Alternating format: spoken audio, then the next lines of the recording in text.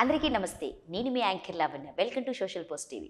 ప్రముఖ వాస్తు జ్యోతిష్యులైనటువంటి పండితులు శ్రీశైలం గారు ఈ రోజు మనతో పాటు ఉన్నారు.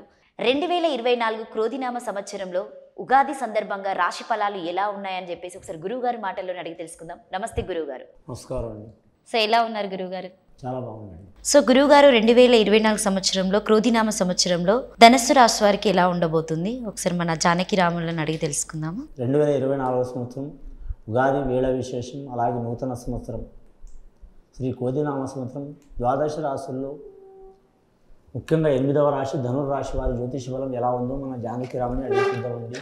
ఆ జానకి రాము ఎవరు వస్తారు చూడు. ధనుస్సు రాశి వారి జాతకం, ప్రశ్న, యోగం, భూత భవిష్యత్తు వర్ధమానం ఎలా ఉందో చూడు.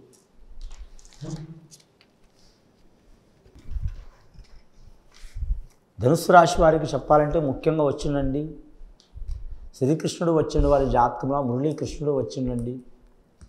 అలాగే మాత్రం సతీ సమేత కుమారస్వామి, శివుడు, పార్వతి, కుమారస్వామి, విఘ్నేశ్వరుడు వచ్చిండండి. కానీ ధనుస్సు రాశి వారి జాతకానికి చాలా వరకు అత్యద్భుతమైన ఫలితాలు ఉన్నాయండి. వారి జాతక బలంలో నవగ్రహాల్లో 6 గ్రహాలు అనుకూలంగా ఉన్నాయండి. 2 గ్రహాలు అనుకూలంగా లేవు. అలాగే ఒక గ్రహం మాత్రం ఇబ్బందికర యోగ బలం ఉంది వారి జాతక బలానికి. ధనుస్సు రాశి వారికి ఆదాయం 6 ఉన్నదండి, ఖర్చు 6 సరిసమానం ఉన్నది.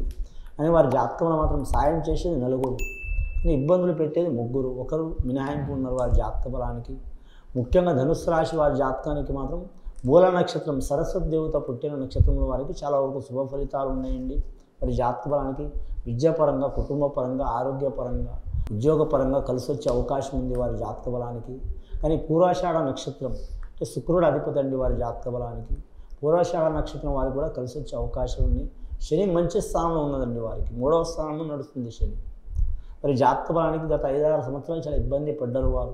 కానీ 2024 సంవత్సరం చాలా వరకు మంచిగా ఉంది. ముఖ్యంగా మాత్రం ప్రథమార్థం, ద్వితీయార్థం అంటే మొదటి 6 నెలలు అద్భుతంగా ఉంటుంది. తర్వాత 6 నెలలు కొన్ని ఇబ్బందులు వస్తాయి. ఇబ్బందులు ఎదుర్కొనే అవకాశం ఉంది వీరికి. వివాహ విషయంలో కలిసి వస్తుంది.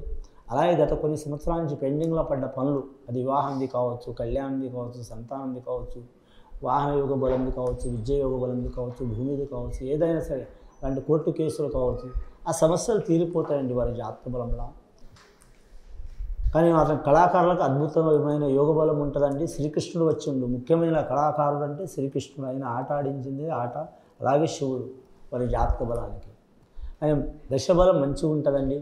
కానీ ముఖ్యంగా వారి జాతక బలానికి చూడాలంటే మాత్రం శనీశ్వరుని ఆరాధన చేయడం కూడా మంచిది. వీరు చెడు స్థానంలో ఉన్న చేయడం మంచిది, మంచి స్థానంలో ఉన్న కూడా చేయడం మంచిది. ఆరాధన చేయటం అంటే శనివారం రోజు మాత్రం నవగ్రహాలతో పాటు ప్రత్యేకంగా శనీశ్వరుని మామూలుగా పూజ చేయించడం, వారికి తెలిస్తే వారు సొంతంగా చేయొచ్చు. లేదా మాత్రం ఎవరైనా పెద్దల్ని కానీ లేదా పండితుల్ని అడిగి చేసుకోవడం కూడా మంచిది వారి జాతక బలానికి.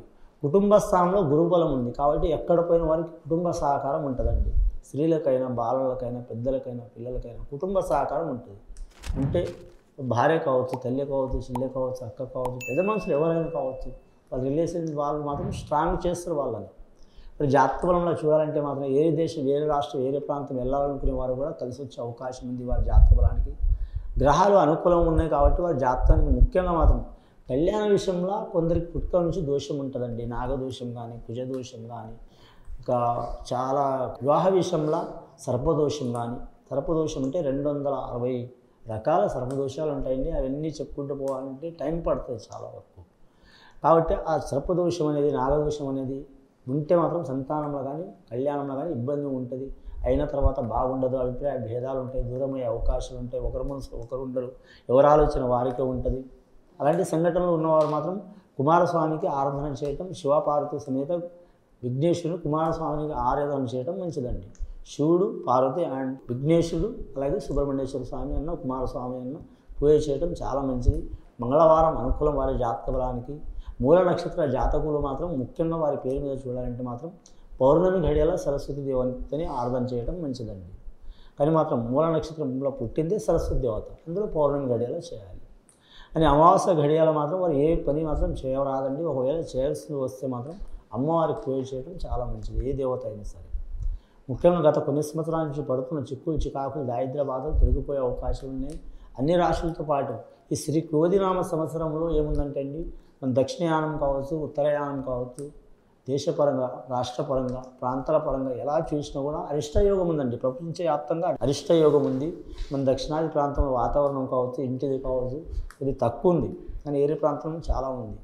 అలాంటిది మాత్రం దోషాలు, చిక్కులు, చికాకులు పోవాలంటే ఖచ్చితంగా వేలైతే మాత్రం వారు సద్గురువులు కానీ, పండితుల్ని కానీ, అలాగే సద్బ్రాహ్మణుల్ని కానీ, విప్రుల్ని కానీ దర్శించి మాత్రం శాంతి హోమం చేపించుకోవడం, అలాగే మాత్రం విఘ్నేశ్వరుని హోమం చేపించుకోవడం, మహాగణపతి హోమం, చండీ హోమం చేపించుకోవడం, లేదా మామూలుగా ఏదైనా ఎవరికి వారు తగినప్పుడు శాంతులు పూజలు చేపించుకోవడం చాలా వరకు శ్రేయస్కరం అండి. ఇది విని చూసి ఆచరించే వారికి గొప్ప ఫలితాలు కలుగుతాయండి. ప్రత్యేకంగా ఈ ధనుసు రాశి వారనే కాదు, మేషరాశి నుంచి పడితే 12 రాశులు, 27 నక్షత్రాలు, అందులో 108 పాదాలు ఎవరైనా సరే పూజ చేయించుకోవడం చాలా వరకు మంచిదండి.